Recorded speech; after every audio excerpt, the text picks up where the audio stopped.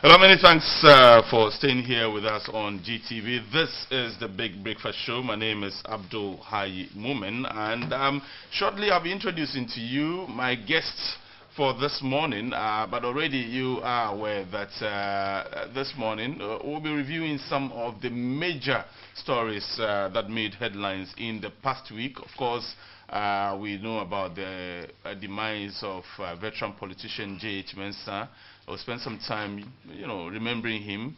Only last night, news came in about the death of veteran poet, Professor Atukwe Okain. Fortunately, when I introduce my guest, you find that we have an academician in our midst. I'm sure he has fond memories of J.H. Mensah and Professor Atukwe Okain as well.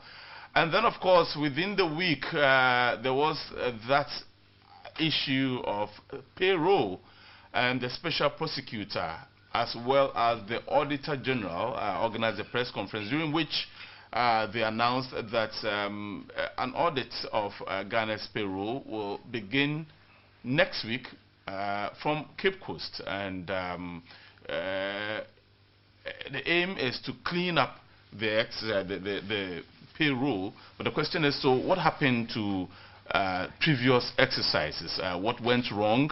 Last year we were told that more than 25,000 ghost names had been removed from the payroll. Was that exercise not successful?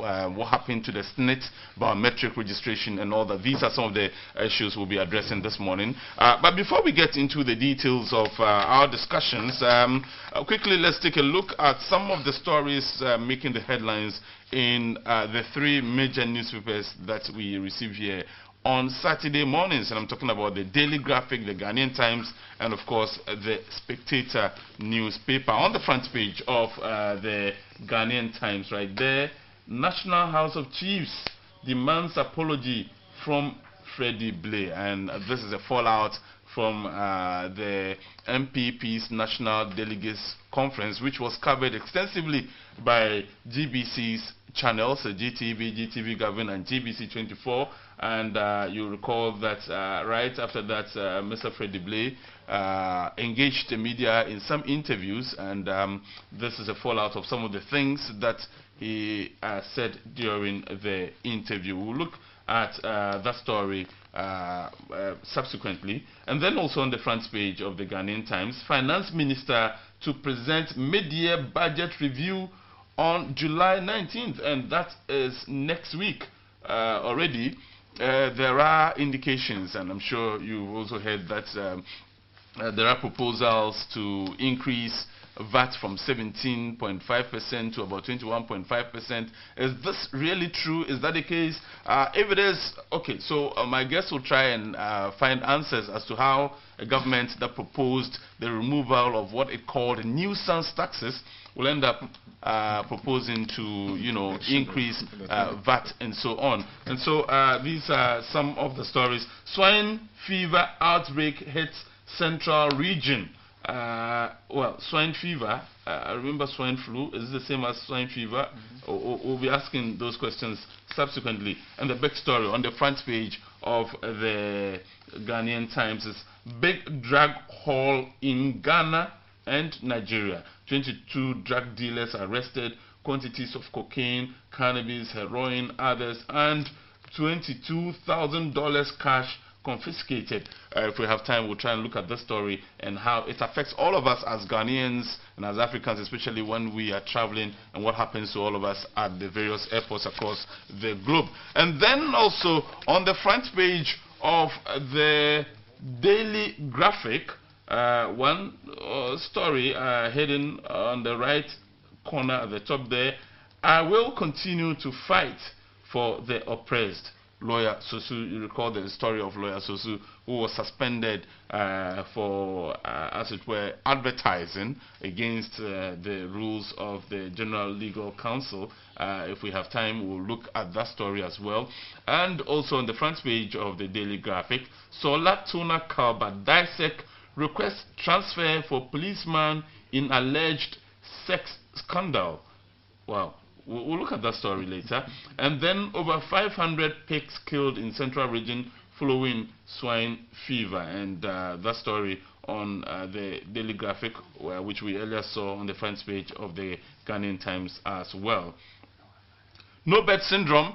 This was one of the biggest stories of the week, and almost in all the major hospitals across the country, and particularly the biggest hospital in Ghana, Kolebu, deploys doctors. They will handle emergencies in hospitals, and we'll definitely be looking at the story as the program progresses. And Atukwe Okain, a legend, is dead. And one of the stories that I'm sure will interest many parents out there is WASI results are out. And so if your ward wrote the WASI earlier this year, the results are out. You can check with WASI and find out how they fared. On the front page of the Spectator newspaper, strapping babies at the back best. Dr. Mrs. Na Ashali Dodo, okay, she expresses that opinion there. You can find a copy of the Spectator and read that story in detail. Author Raphael says, I wanted to be a lawyer, and so you can find out the profile of author Raphael in the Spectator this weekend. Abdul Sahin made WAS proud. All these stories are on the front page of the Spectator. You can get copies and read those stories in detail. I'll now introduce to you those who have joined me this morning in discussion. I'll start from my extreme left there. We have Dr. Honorable Daniel Kwesi Siama. He is the MP for Buim. Honorable, thank you very much. Nice seeing you here on the Big Breakfast Show this morning. Seated to his right is Professor Fred Mac Bagonluri. He's the Provost and President of the Academic City College. Thank you very much, Prof, for joining us here. And Dr. Abrifa Jan is the first Vice Chairperson of the MPP in the USA. Thank you very much, Doc, for coming. And so you came for the Congress? Yes. Did you vote? Yes. Okay, I'll not ask you who you voted for.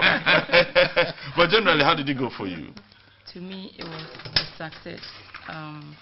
We had all delegates come from all over the country and from abroad to help decide who leads the party, and it was generally a success. And in a week that you thought maybe you would have some rest, then one of the stalwarts, I mean one of the founding members of your party, passes away. I'm talking about the Honorable J.H. Mensah. What are some of the fond memories you have of him? Thank you for the question. As you said earlier, he's a stalwart of the party. As a child growing up, he was my hero. I looked up to him for all the good things that he did, and it's sad that he passed away, and MPP has lost a great... No, they'd like you to speak louder so we can Ghana, hear you. Yes. Not just MPP, but Ghana has lost, one of the greatest personalities or politicians in the country. So he has been a hero. He's been a role model to us as young people. He has also mentored a lot of politicians, and these are some of the things that I remember about him. Doc, Prof, rather, you know that the late J.H. Mensah has seen it all in our politics, right from the First Republic all the way to the Fourth Republic, and he served both not just as senior minister, but also as minority leader at one point, a majority leader at some point. He served under Nkrumah, he served under Buzia. He's seen it all. Yeah. What do you recall of him? I think Ghana has lost a patriot. He was at the forefront of what we call democracy in Ghana. We all know he suffered periods of incarcerations, but he believed in this country. I think he's a role model for us to look up to.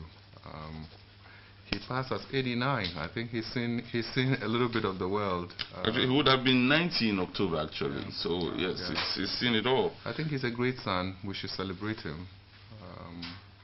I don't think we'll be sitting here today talking democracy and the progress we've made up to this point if the likes of J.H. Mensah had not stuck their necks out for this country. All right, Honorable, you are still in Parliament. I'm just wondering, what are some of the track records that he left that people like you are benefiting from in Parliament today? Thank you very much, and I say good morning to our viewers. Actually, growing up as a young boy from 1992, they came in around 96. The first one, the stolen verdict, yes. And all that. So coming up back in 96, I could have these fond memories. The person who have been engaging very well, even though he was not a parliamentarian, there was the foreign minister and attorney general, Obedia Samoa. So you see them and you see they have some facial likeness over there. And the late J.H. Mensah is a very strong politician, as my colleagues have just said, and mentored, and we listened to him a lot. And they brought a lot of that capacity into politics, starting from the democracy that we have enjoyed for 25 years. And we will always remember him coming up to the level of senior minister. And I'm sure the Hansard and everything is there to speak more about him.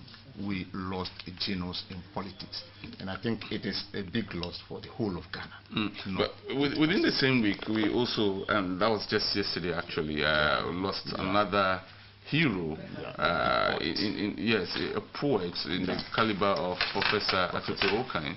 How did the news hit you?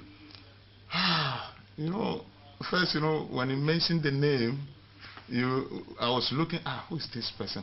Until I saw the picture on Ghana. I said, wow. Yes, because I remember him very well. During functions, state functions like this, you come out there with very good poems to Ghanaians and Africa and the whole of the world. So I think this month alone, we have lost two big wigs in this country. I am not saying that the others who we lost are not important, but these are the people who have worked their way to that echelon, the world, for Ghana to be known about what we stand for. My condolences to both families and all those who lost their relatives this month. Wolf. Well, Prof is definitely a great son of the land. I think his body of work speaks for itself. He painted a unique image of the African to the rest of the world. I remember many of his poems. That stands still clear in my mind for their depth, for the clarity, and for the sheer ability to demystify who the African was to the rest of the world. Unfortunately, we tend to celebrate our heroes only when they are dead. And so hopefully these two giants that dropped this week reminds all of us that we ought to celebrate them while they are still alive. Right, Doc. Thank you. To echo what my fellow panelists have said, we have lost great personalities this week. Just to add to what they have said, we don't have many poets of this caliber in this country, and so words alone cannot describe how many Ghanaians will feel about his loss. We pray that the Lord will be with his family and with all Ghanaians and people, especially people that he has mentored, people that look up to him. It's a profession that as I said earlier, we don't have a lot of people pursuing poetry, and so to have somebody of that caliber drop dead is a big deal. And we hope that we'll have a replacement from all the people that he has mentored. Okay, so I would like to start the conversation, Prof, with you, and it's because usually we know Doc is from the NPP and obviously Honorable from the NDC. And sometimes, in order to depoliticize the discussion, I like a neutral. I like to start.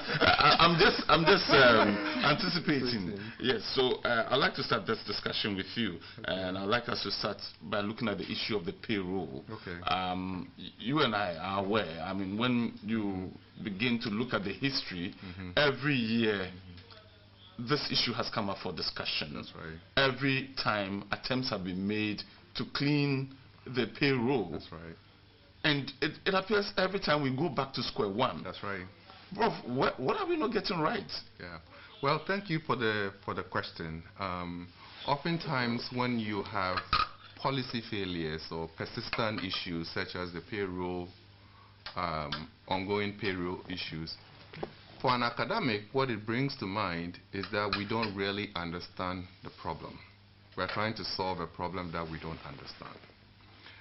And I say that because there are a lot of variables at play when you talk about ghost names, for instance. Are they real people that were once in the system and they are no longer in the system? Are they people who are dead and they are still in the system?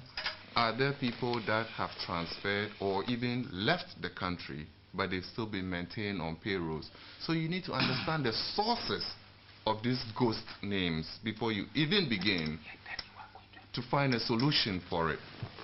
So and then you have to look at lasting solutions. So a solution could be, hey, do we need IT infrastructure? How do we onboard people when we hire them? How do we onboard them? What levels of authority do different people have on the payroll? And from an IT perspective, you should be able to track who is directly responsible for this without sporadic audits.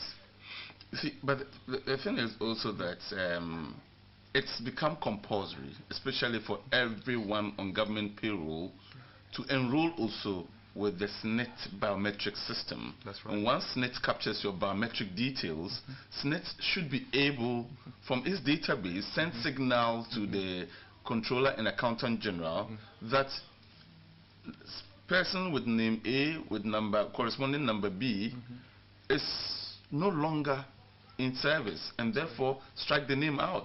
I asked a specific question to the Auditor General that have we quantified the amount of money that we continue to use to conduct such, audits, and every time coming back to the same point.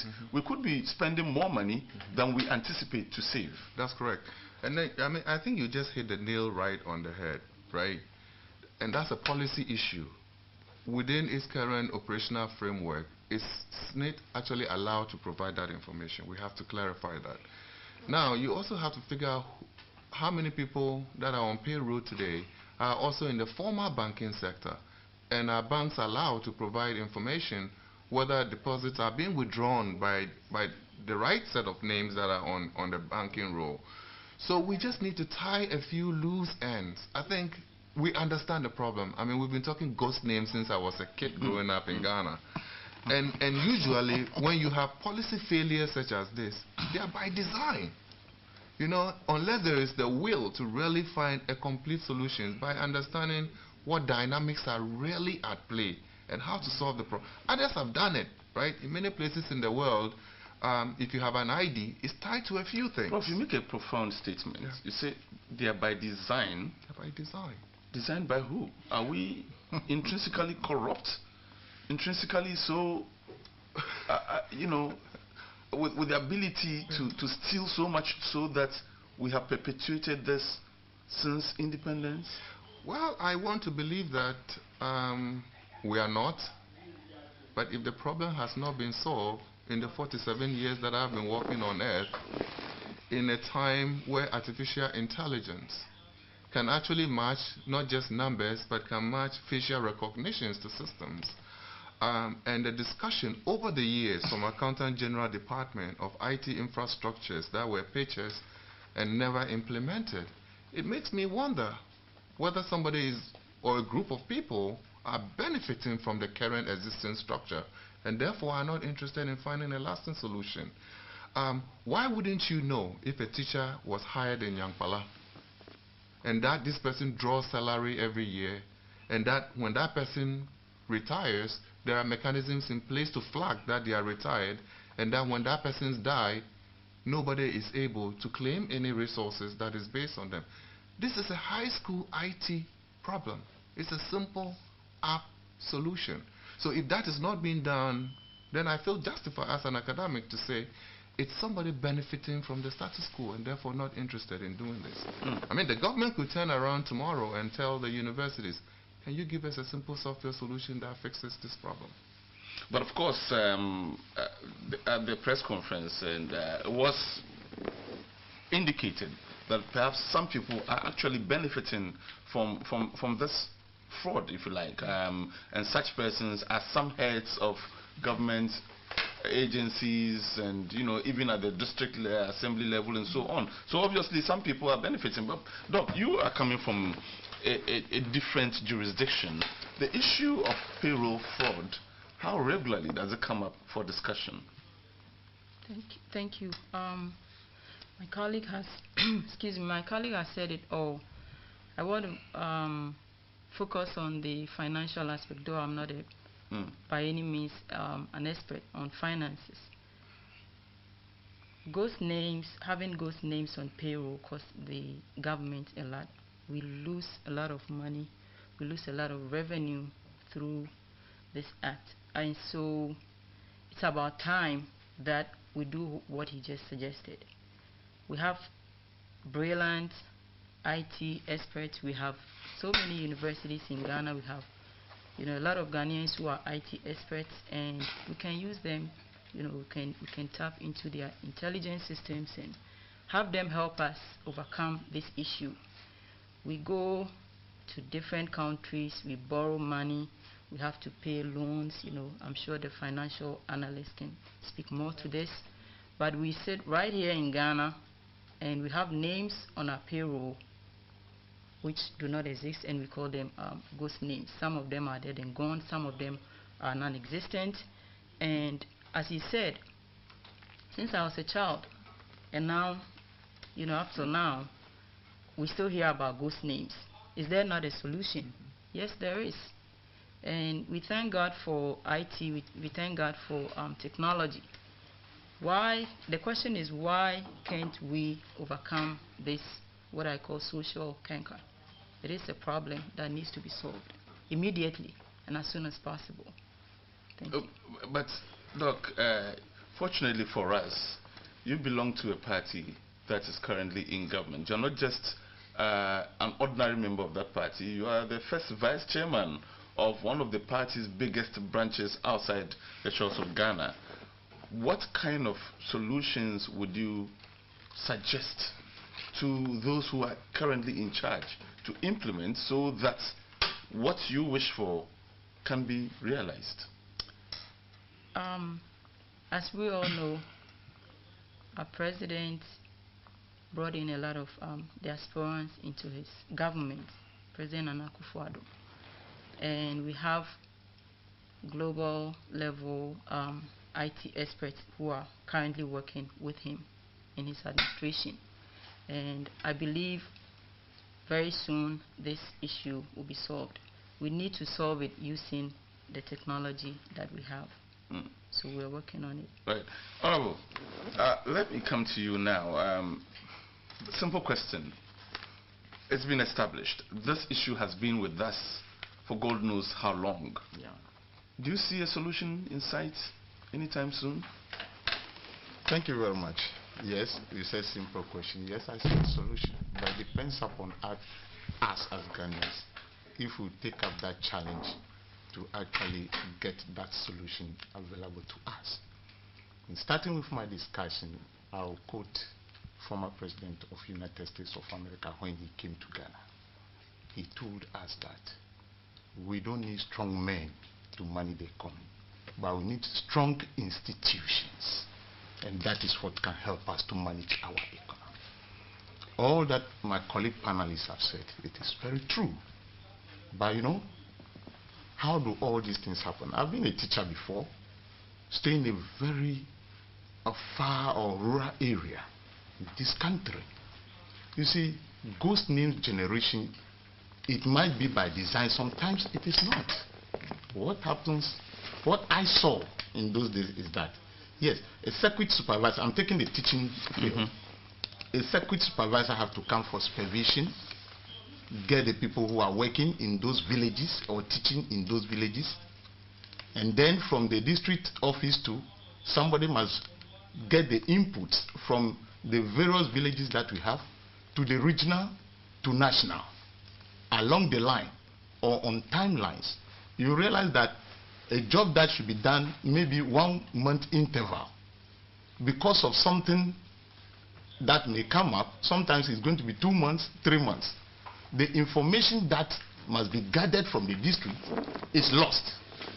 Continuing like that and coming to the national level, you realize that about 50, 60 people information might not be there for them to be updated to know when this person is living or not.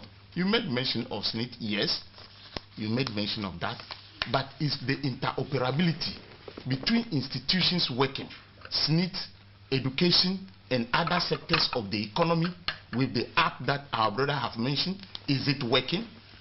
Now going forward, you know, during the period of His Excellency John Dramani Mahama, the former president, he started a project. I'm a member of Communication Committee in Parliament and started this fiber optic project. What is the brain behind this?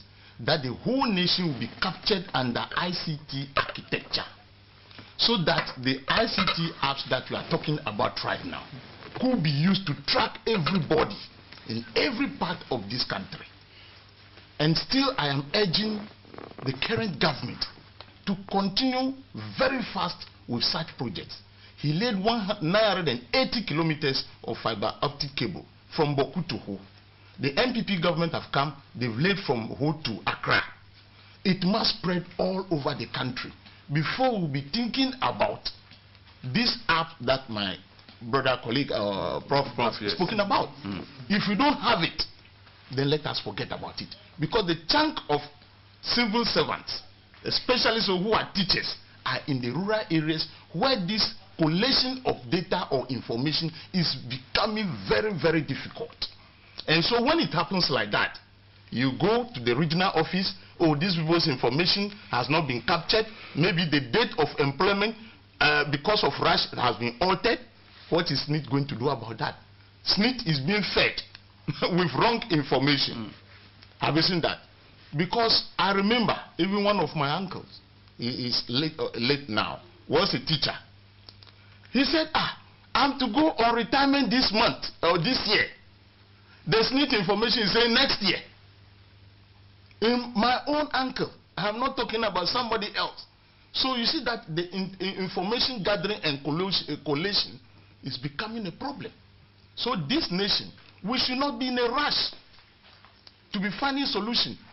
Now they are saying the auditors are going, they are just going to give our brother Matiamino a headache of time, because do you know the number of people that they have to audit for him to see that this person has done the wrong thing or that person, and you will see him sitting down, then prosecuting. I am not saying that is not good, but are we going to get value for money at that particular point?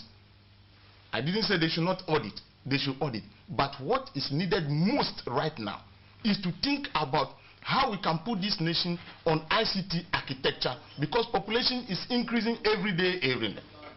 And so if population is increasing, then we need to think global and act local. What others who have about 500 million population are doing and they are surviving? What others like China, 1.something billion human beings are doing and are surviving? We must start thinking about that now. Not just to say that, oh, let auditors go with pens and that, with this, let's check. We will be wasting more money, like you said earlier on, than we are going to get. So it is time for us as a nation to stand up and tell ourselves the truth. Even the Ghana card we are talking about. But Honorable, sorry to hold you there. Prof, I'll come to you shortly. When you talk about saving more money, on the flip side, how about the opportunities that are lost in terms of employing new people just because government's hands are tied, because people have not been declared as having gone on retirement or having died, and so vacancies have not been declared, and so you have a lot more people staying at home and wishing for employment opportunities, which are actually available, but because ghosts are occupying those positions, we can't have people employed. It's not, you can't always quantify everything in monetary terms, can you? Yes, what they are going to do right now is to save money. That is what I mean. That there are ghost names, let's clean the register. So that opportunities can be opened up for more people to be employed. Yes, what I'm talking about is that we must adopt the best strategy. Not just asking, I don't know when they say they are going to audit the payrolls, whether they are going to use systems or human beings. Not just asking them to be doing that every year. Systems must be in place forever. That is what I mean, because yes, our brothers and sisters are at home. Some have completed their professional courses, 5 years, 6 years, 3 years at home without doing any job. So, is this every year auditing of the payroll system will help, or we need to put a system in place once and for all for it to do self-auditing, that this person have entered this profession or job or sector this year, and that person should be told, or immediately he knows when he's going out, and the system itself will be monitoring. Immediately it's gotten to that time, you are strike out. In Accra here, it is happening. But the chunk of employees who are the rural areas, Right. that is where the problem will be emanating from. So I think that is what we have to work on. So I just want to clarify this. While I emphasize an IT solution, I think the audit exercise is absolutely necessary. You just have to start with a baseline. You have to figure out what you have right now. And I refuse the excuse that in the absence of IT infrastructure, we cannot do due diligence. Yeah. If you look into Danish records going back into the 1400s, they knew every slave that was sold. It was meticulously documented. You can have the best IT infrastructure, but if the junk data, if you put in junk data, you're going to get junk out. So I see the audit, despite the fact that money will be spent, I see it as a level setting exercise where you begin to figure out what you really have in this complexity so that you can find an optimum solution to it. I think it's money well spent. Sometimes, you can't quantify everything in monetary terms. But we need to be disciplined. We cannot replace technology with indiscipline. We have to make sure that we have disciplined structures in this place. The British colonial empire stretched from sunrise to sunset, and they were able, in the absence of any technology, to have meticulous data which village chief was where. So we need to go back to the fundamentals of making sure that we are getting the right set of data, and then based on the data and the complexity of the system you are looking at, you can architect a solution that is sustainable. And once that solution is available, it's not going to be self-sustaining. You have to figure mechanisms to ensure that it's being monitored and people have different levels of authority. Because even in the current setup, people change their birth dates. So how do you make sure that when that happens, somebody else above is triggered? So I think from my perspective, and of course from a neutral perspective, I think it's money well spent. Right. Doc. I just want to add that, as they both said, it's a building block. We can't just start doing, embarking on projects like building fiber optics when we don't know, we don't have answers to simple questions like who is a Ghanaian. We need to put partisan politics aside, register all Ghanaians, let all Ghanaians have ID cards so that we can build an IT system which is efficient. If we don't know who is coming into the country, who is an employee, who qualifies to work, etc., we cannot use IT to solve that problem, just as my colleagues have said. So we just have to put the Ghana agenda before us instead of party politics. Let's do the right things that will help the country develop. And this ghost name issue on payrolls is really costing the country a lot. And think about the numbers, the numerics. From I'm less than I'm below 40 years. Since I was born, I've heard about this ghost names. Let's estimate how much it has cost the country, and let's look at how, we go to different countries and borrow money, and we are heavily indebted, and we can't fix certain things in the country. Basic needs we are not able to provide because we don't have the money to do that. Yet we have money to pay ghosts. You realize that, and without seeking to divert the attention, when you raise the issue of identity, national identity, the Honorable MP was itching to come in at a point, because then the issue is politics. before even I get that national identity, the requirement is that I should present another form of identity. Right. I mean, who identifies the identity as we, who watches the watchman, so to speak? We have passports, but passport should be enough, shouldn't it?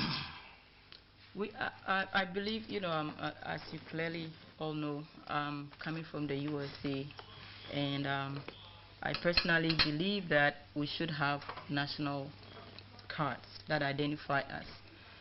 We are, as I said also earlier, it's a building block. Development starts from somewhere. If you look at the development of all the the advanced countries, they started from somewhere. We need to start from somewhere.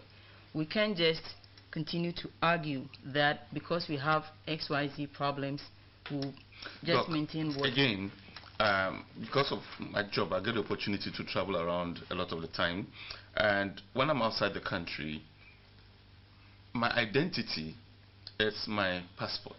When I present my voter's ID outside the shores of the country, nobody respects that. If I present my national identification card, nobody recognizes that. But once I present my passport, and even at well-established airports, they will take the passport as well as a finger thumbprint, and take all the details. There's a corresponding, if you like, authenticity that comes with the passports. So this ID that you have proposed, which you think will be the panacea to payroll problems and all that, it will help. It will help. Yes. But to what extent? That's not what I'm asking. Solution. So, that's not a one-size-fits-all solution. I'm just saying that we need to start from somewhere, because here we are in Ghana. Whenever the government tries to do something, then we have our opponents saying no. We need, whether it's a good project or not, we need to start from somewhere. Yes, I know that the Ghana birth certificate is not biometric. Right? We are moving from the system that we currently have to biometric system, where you can take the biometric data of the person. And maybe 10, 15 years time, we'll have this problem fixed. So we can't just say that because we don't know who watches the watchman, we will stay where we are. We need to move on. And this Ghana ID, I believe there are about 4 documents that you present to help them verify who you are. And at least one of these 4 documents can help whoever is issuing the ID card to identify who you are. I'm not saying that it's a perfect situation right now, but we need to start from somewhere. Look, we need Honorable, we need to start from somewhere. But you keep, from your demeanor, I see you really are not convinced that this can help. With all respect to Doug, she owe me an apology. I want to do politics. I don't want to do politics this much. That is very true. And coming to Prof, you see, every year we are auditing payrolls in this country. As he said, ever since he was on this earth, till today. Today, Ghana has gotten to a stage that we must show that policy direction and programs that will help us solve. I am not saying that the program that they are going to undertake right now should be stopped. It must continue. But Ghanaians must know that alongside, this is what we are doing to, as the saying goes, think global and act local, so that our systems and everything will flow like the countries we have mentioned right now. We have one problem again, a situation where we adopt English language as our official language, and then we have various languages around us. Even interpretation, somebody to understand to put in a data, yes, it's a problem. So how do we do it? So I agree with this, but ever since he was born, we are doing the same thing. Today, we must move on. Even if we use the app, we must move on to ensure that the whole country is captured on an architecture as we are talking about. The Auditor General says in the past, other institutions have been conducting these audits. Yeah. But this is the very first time the Auditor General himself is going to conduct the office. I mean, the audit, and that's the difference. In the villages or in the regional capitals? What Throughout is their staff strength? Throughout the country. How many months? What is their staff strength? Okay, as at now we are speaking, teachers are more than the auditors, isn't it? What is their staff strength in this country? And then we move to the health sector. You see, they must do something that at the end of the day, by the time they come back, they don't create a problem in their office. Because their job too has it that they must continuously monitor what is going on today. So if you move this staff out to the countryside to be doing the auditing, who does your job in your office? Or are we going to hire, maybe they will come clear on that, are we going to hire new staff to help us doing this?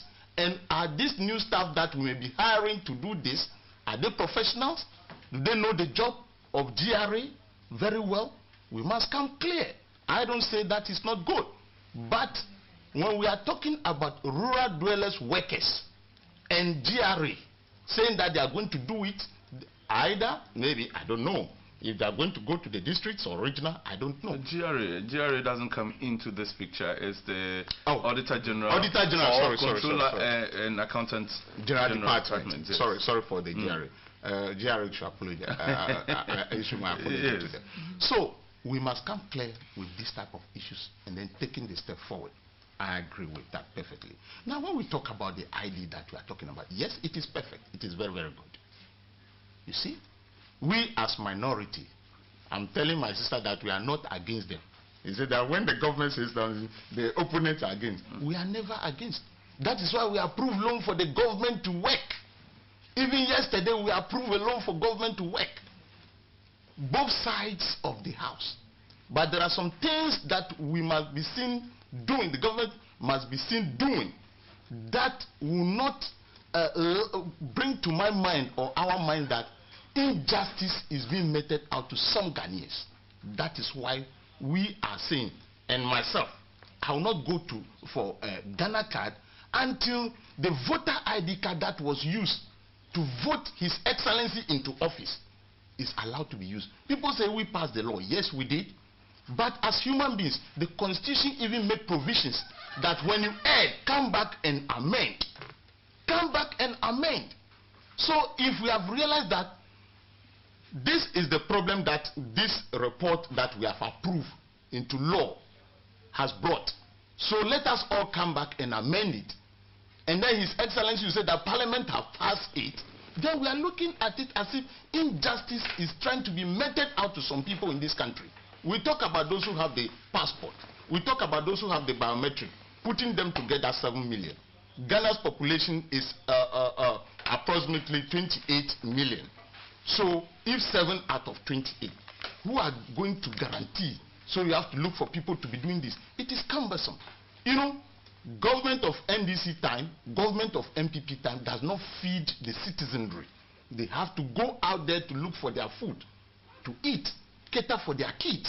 So when we are bringing up policies, we must bring up policies that can help them or to inure to their benefit in the sense of not going through hassle and tussle before achieving government objectives.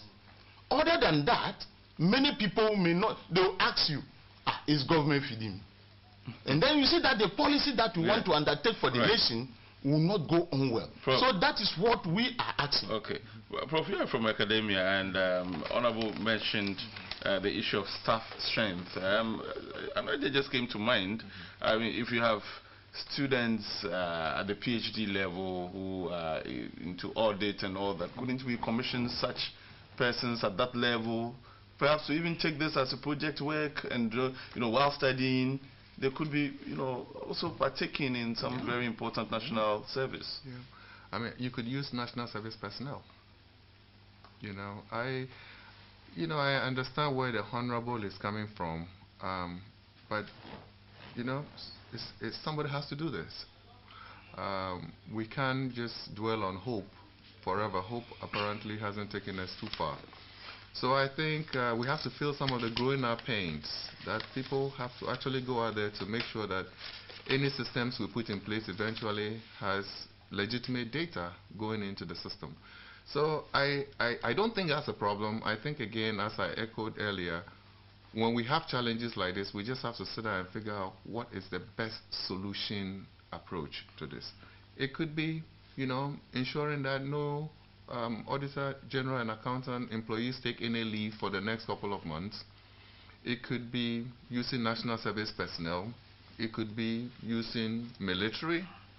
I mean, we can, the how should not prevent us from trying to get to the bottom of and it's not like the media didn't ask questions about the how, but the Auditor General's report, his response was that, were I to give you my strategy, it will inform whoever has done wrong to prepare. To cover up their tracks, and so the strategy was not revealed. So as we speak, we are all speaking based on conjecture. We really don't know what the methodology of the Auditor General will be. But just to add to that also, I mean, an audit can be statistical. They can decide to randomize the sample. They can decide that we'll do one in Upper West, one in Northern Region this time around, and then redeploy our resources in the next 6 months. So it doesn't mean all the workers from Accountant General Department are going to swarm across the country in search of ghosts, right? They could deploy this with the resources they have. I mean, one of the challenges you also see when it comes to management is to figure out what the size of the task is. And how do I intelligently deploy the resources that I have at my disposal to still get a solution that works? And sometimes you don't have to go everywhere. Sometimes by going to a few places and exerting punitive measures, I mean, people recoil. And Doc here mentioned earlier that, in certain parts of the world, these things are being done. That is true. In certain parts of the world, they just identify 1 or 2 people that have gone into infraction and make sure that the punishment meted out to them is so optimum that nobody else dare to do that again. And that's also a solution. And the special prosecutor was also very vocal during the conference, and he announced that there are people who say they haven't heard anything from his office since, but he indicated that to prosecute, you don't just get up one day and announce I'm prosecuting. There's a lot of behind-the-scenes work that you need to do in order to establish a case before you begin to prosecute. But he also made one very profound statement that whoever knows he or she has done wrong should come out and confess. And that could give you some leniency. I don't know what your take on that would be, Doc. Then we'll move on to talk about free senior high school and the employment of teachers. Well, excuse me. So he has spoken. He is the one in charge of the work. And everywhere in the world where law and order is observed, where law is practiced, there's room for leniency. There's also room for corrections and penalties and punishments, etc. So maybe to make his work easier, if people, come forth and confess, it makes things go faster. But there should definitely be some form of punishment to deter other people from repeating such mistakes. Prof, you think a confession by some other persons who may have done wrong should attract a lenient punishment, so to speak?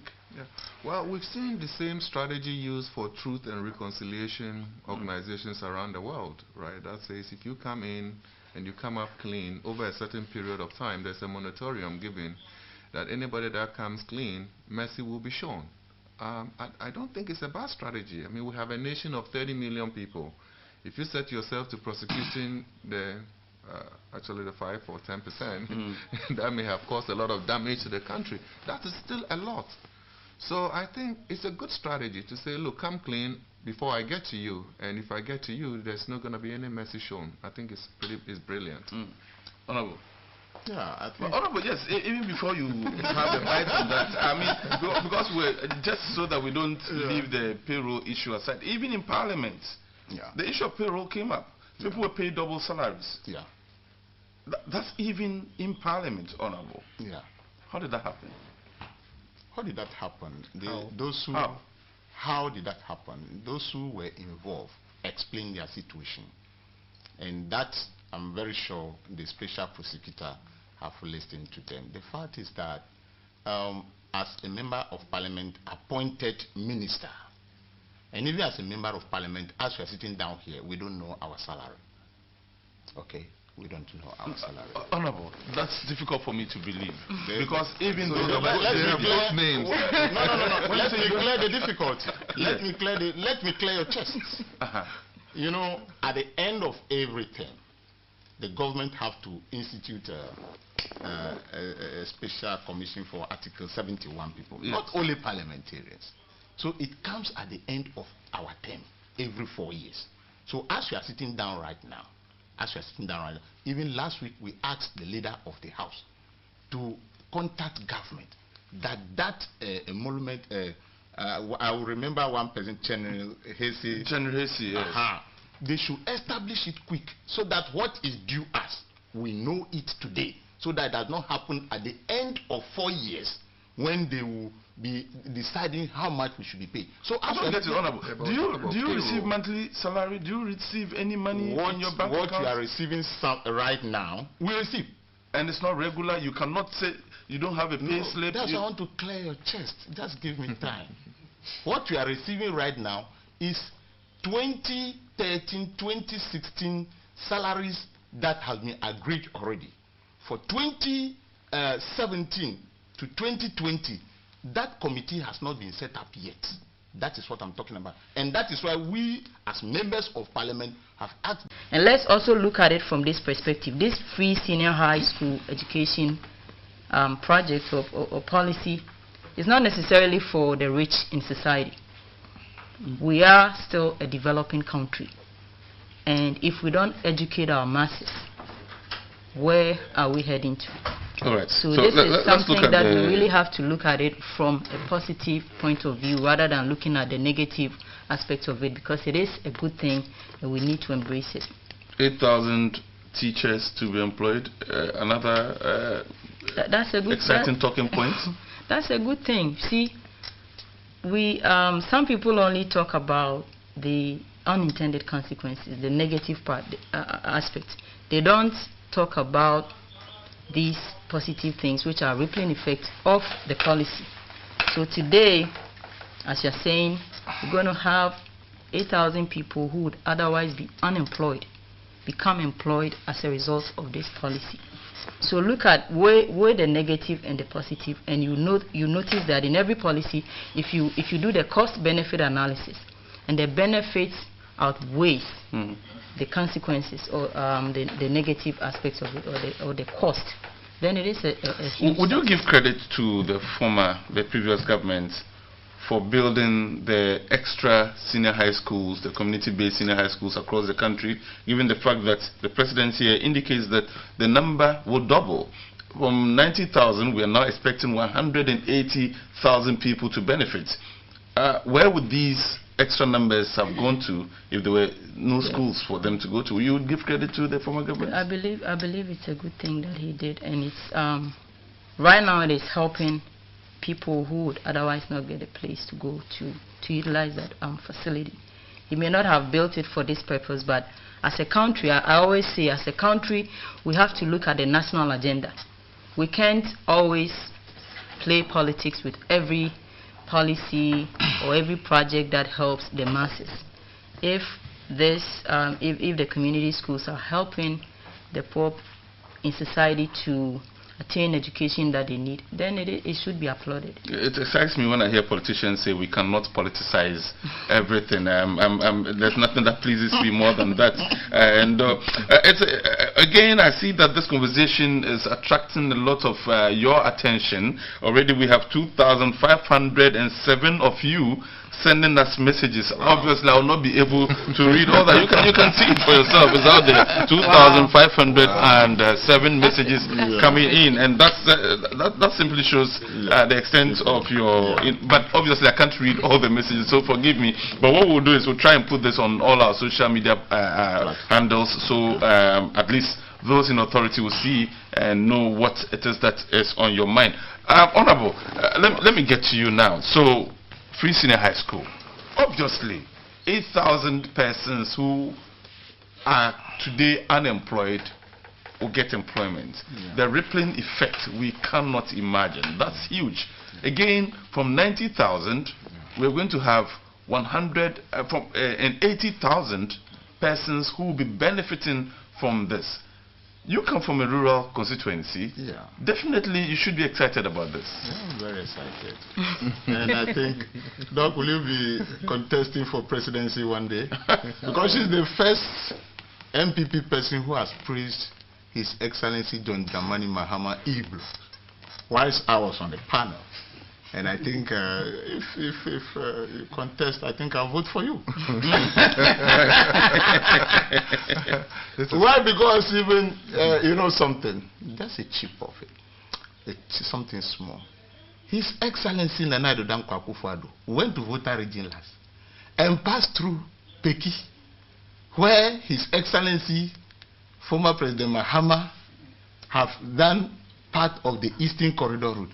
But he never took picture of that place. He went to Hohwe, to my Jessica Gonzosi, where the road is bumpy. He said, oh, the whole road is bumpy. What has Mahama done? And that is why I say, oh, if she wants to become president one day, I'll vote for her. Because she has seen something good in the past government. Now, 8,000 teachers to be employed to teach. Fantastic.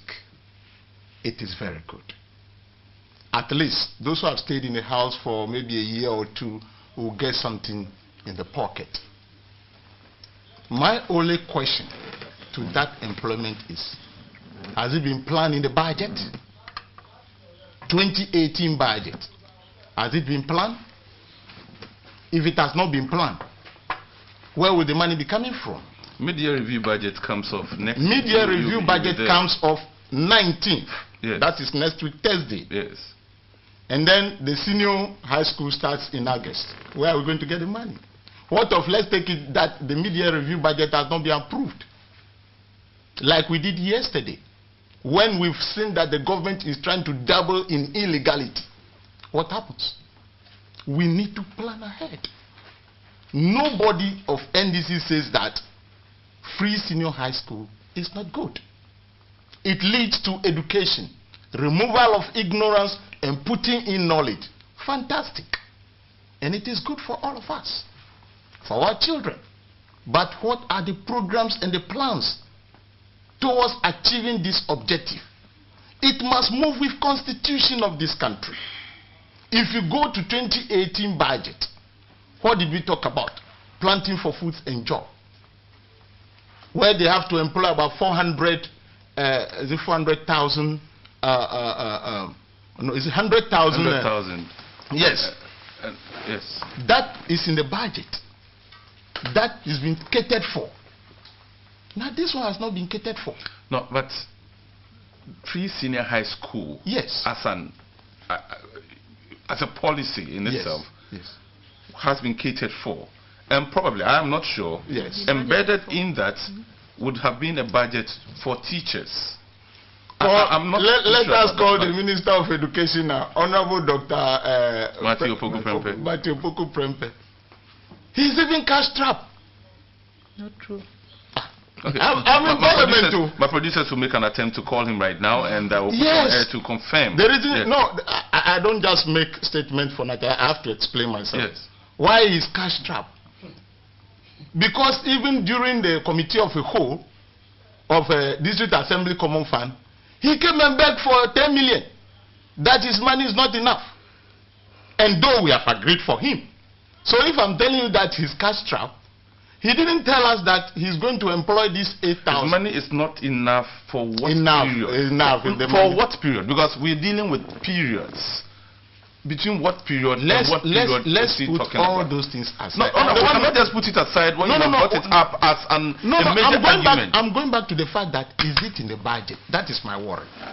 Because we are dealing with 2018 budget that as a nation, the Constitution have allowed this amount of money to be spent. So, if those students or teachers are employed to teach our brothers and sisters, fantastic, as I said earlier on. But my issue right now is whether we have budgeted for it. If we call here and say we have budgeted for it, yes, maybe I didn't see it, and he has it. That will be very fine with us. Okay, so we'll try, now, yes. The free senior high school that we are talking about, it is very good. But the problems with it, we have to say it. NPP will never stand up, or the government will never stand up and be talking about the problems. That is why we are there. So when they talk about good things about free senior high school, there should be somebody to also tell them that yes, it is good, but beware of this. It's unintended consequences, not a problem. The problems that he identified are not problems that... unintended consequences, yes. That is why former president says that, what? Let us do it gradually. And so he started with E-blocks to cater for more students that will be rolled on. Yes, His Excellency Nana Addo Dankwa Akufo-Addo knows about this. But the question is, since 2017, are they continuing and complete some of the structures that have not been completed? So that will cater for those who will be coming more? What is the program for that? That is what we are questioning right now. So this one about population and those who be coming. So let's take it that is it 9,000 or 90,000? 90,000 a year. So for 3 years, you are moving towards 180 plus 90, about 270,000 students for the next 3 years. What is my plan? What is my game plan? To expand the infrastructure.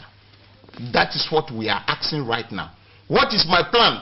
To ensure that the students take good food in school. One bad thing about the policy, especially about feeding, where they are adopting this buffer stock system, and then they appoint a contractor who will be supplying food to schools, centralizing what has been decentralized in the past, where the headmasters and principals have to go and buy food themselves and feed the students.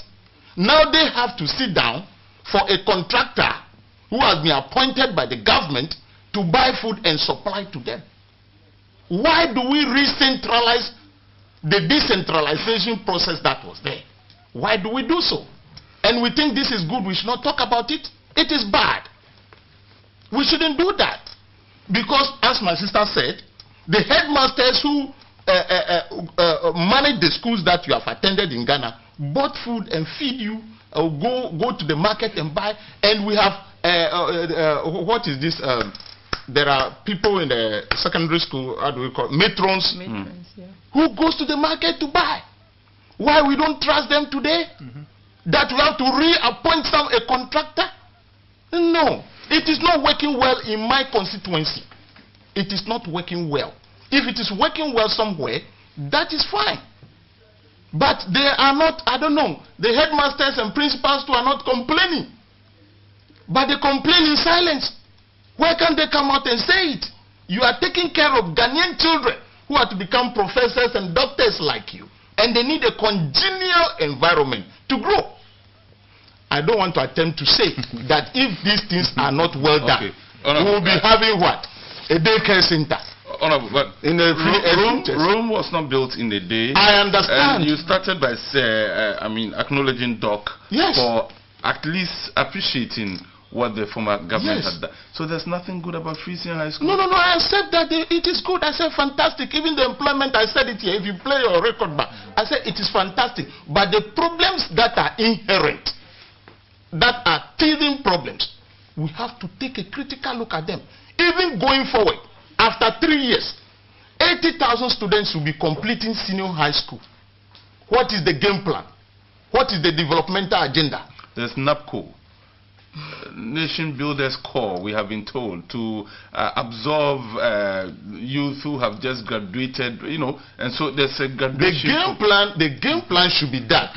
We are just going to that topic after this, where we have no bed syndrome. How are we linking? How are we linking our schools, institutions, universities to the industry? I made mention here in the beginning that think global, act local. When you go elsewhere, where my sister is, the university students are producing even these beds because the institutions are linked to the industry to provide that. You remember the time we bought the chairs for MP Parliament? That we went to China. Every Ghanaian was bastardizing that. Why don't you buy it in Ghana? Yeah. And we said categorically, with all respect to furniture manufacturers or producers, we call them in this country. Yes. You see, we cannot produce swivel chairs in this country. But it is time we learn to do those things. Students in KNUST should be using wood and metal to produce hospital beds for us. No, we'll get there. We'll get there. But Prof, this is your field, I know. Education, free senior high school, employment of 8,000 teachers. Honorable things. Yeah, it's a good policy, but the problems inherent are too many and not well thought through before. Doc thinks this is excellent. I don't know what you think. So it's quite exciting to listen to both sides of the aisle, you know, just listening to the politicians. I'm actually mesmerized. So let me put it this way. I mean, I'd like to look at this problem from, you know, a national interest perspective, you know, rather than party politics. I'm a beneficiary of free education. I went to Nandom Secondary School. All right. Most of the kids that I went to Nandom Secondary School could not have afforded to go to senior high school anywhere else if they had to pay for it. Many of them are doctors and lawyers and ministers and members of parliament in both sides of the aisle. And the beneficiaries were not just Northerners. The beneficiaries were Southerners who were also in the North. Their kids went to the same schools. So free education is a good thing. I will not deny somebody what I benefited from tremendously, and I would also like to say that I got 4 degrees also for free. So free education definitely made it possible for me to sit here. Now, I mean, having said that, I also agree with Doc here that, you know, in developmental economics, perfection is your worst enemy. If you want to wait till all the dots are connected, nothing gets done. So I'm happy to see what is happening right now. That something is at least happening. Is it perfect? No. Does it have challenges? Yes. Can we clean it up eventually? Yes. So I just like the fact that there's traction. We can't just continue to afford hope. We need something real. Okay. So it's a good thing. It's also a good thing that the former government built a lot of high schools. It's just amazing how many beautiful high schools are standing there. It would equally be appropriate if the ones that were not completed are completed in the national interest, not in the political interest, but to ensure that these kids are going to institutions that can provide the same opportunities that we were fortunate enough to have. Teachers. I mean, employing 8,000 teachers is a good thing. The unemployment rate is staggering. So if we can make accommodation for 8,000 students to get into the schools and help our kids, that's fine. Now, to the feeding aspect. I mean, when I was in Nandom Secondary School, I thought we ate like animals. And the purchasing of food was in the hands of the matron and the headmistress. When I went to St. Augustine's College, I thought I had died and gone on a different planet. The quality of that food, most of us did not even have that at home. For the first time, I saw red and plantain. I'm like, students get to eat this? I just came from a school where the dry okra soup looked like crude oil. Yeah. So, and this obviously was being run between a senior housemaster that we stopped many times because he was riding with a bag of rice towards his house. So, I mean, I'm just open to having this centralized so that we can actually track what our kids are being fed and somebody held accountable. That diffused, decentralized rule where between the matron and the senior housemaster, they were not actually buying the right set of food and just gave the excuse that because we had free education, we shouldn't complain about the quality of food that we had at Nandom Secondary School. And I'm sure a lot of other kids can testify to that period. So I think that, I mean, the previous government set the stage to make the implementation of free education possible. I think the current government has the onus to take up the challenges that have come as a result of the unintended consequences and try to flush it out. And we should have a plan that in the next 10 years we'll actually have a stable, civilized school buildings, you know, just producing kids to, you know, from secondary school for the sake of it too. It's not really in the best national interest. In fact, criminals that are a little educated are actually more dangerous, in my opinion. So we should also make sure that we have a long-term strategy. Yeah. What happens to these kids when they go through these secondary schools? Where do they go from there? And I think you're the right person for me to ask this question and not the politician. Do you see Free Senior High School surviving the NPP? We've seen, especially within the education sector, policies reversed when governments change. There was a time, the period for free senior high school education was 4 years. There was change of government, it became 3 years again. And, you know, the back and forth has been ongoing for far too long. Yeah. So that's why I said at the beginning that we have to start looking at some of these policies from a national interest perspective. Rather than from party politics perspective. So perhaps in order to stabilize this, you know, and of course we've gone between Jubilee House and Flagstaff House, something that really doesn't make too much sense to me. But I'm an academic, you know, nothing really. When things start making sense to us, then we stop learning. So maybe there's a legislative instrument that is based on informed policy that says Ghana, for the foreseeable future, will be a 4-year SS. And that is approved by both sides of the aisle.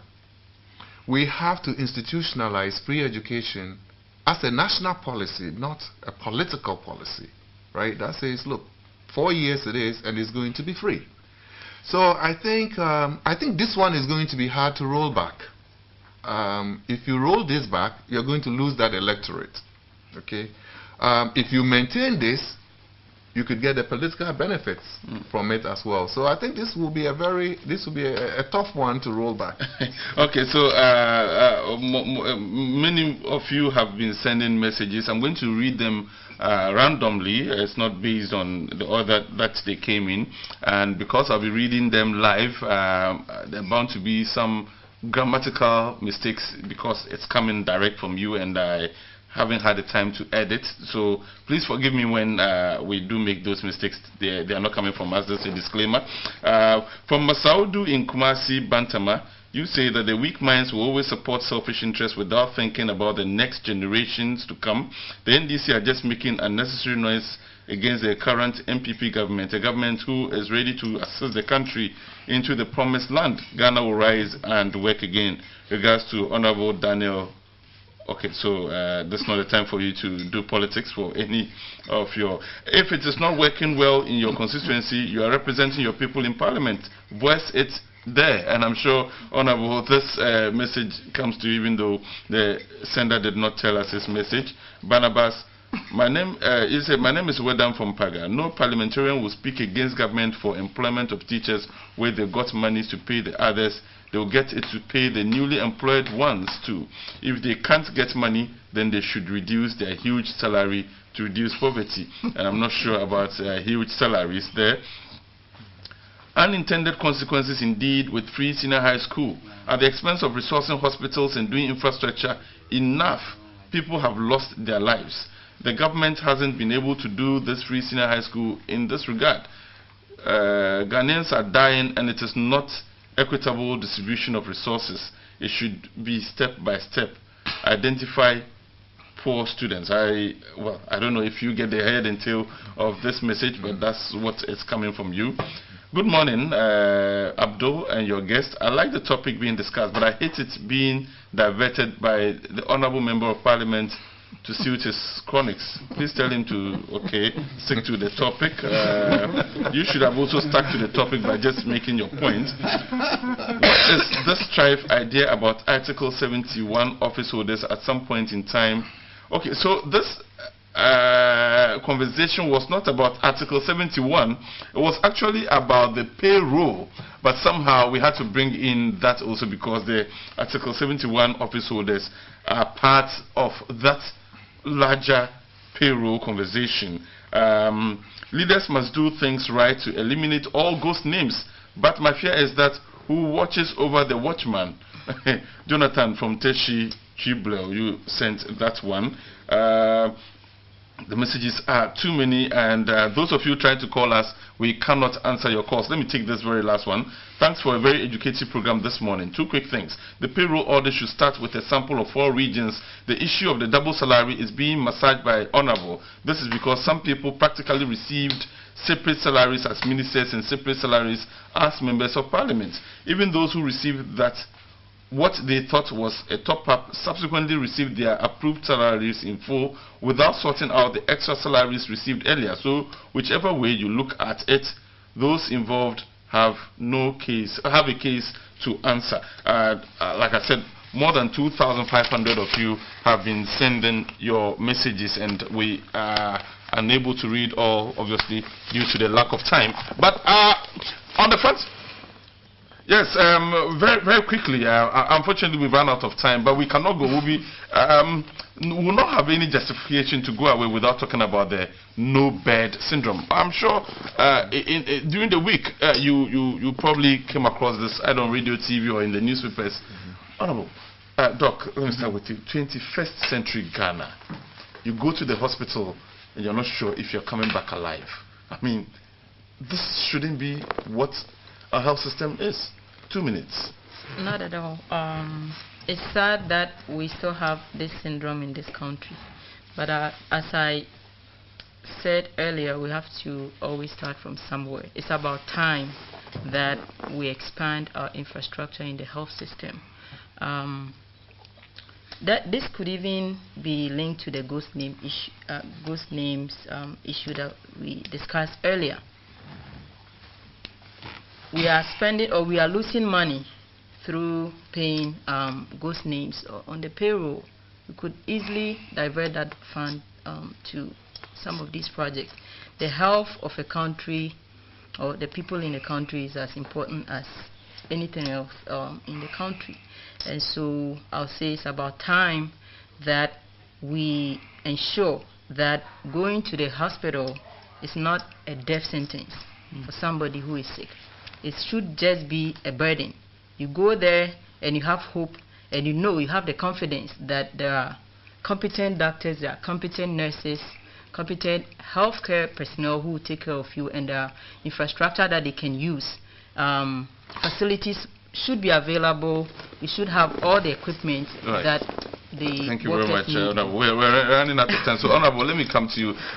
Many years ago, one head of state of Ghana described Kolebu in particular as a cemetery, even though it was a hospital. It's sad that many years on, we still cannot say, oh, Kolebu isn't a cemetery. Even beds, common beds, cannot be found for patients. Thank you. I think it's rather unfortunate, and I'm ashamed as a Ghanaian reading through this story or listening to what has happened to some people in this country. What I will appeal to the government is that, you see, the politics we are doing as politicians, I'm sitting here, is not good enough. Because 2017, 2018, what are the priority areas? Especially providing people water, health needs, environment, and all that. Education, that is very fantastic. Beds, if hospitals have been built, what about beds? I think we can continue to bring in, or we task our KNUST or institutions in this country to bring up a sample so that we'll use them. My brother, 2017, the government has contracted loan of 28 billion Ghana cedis.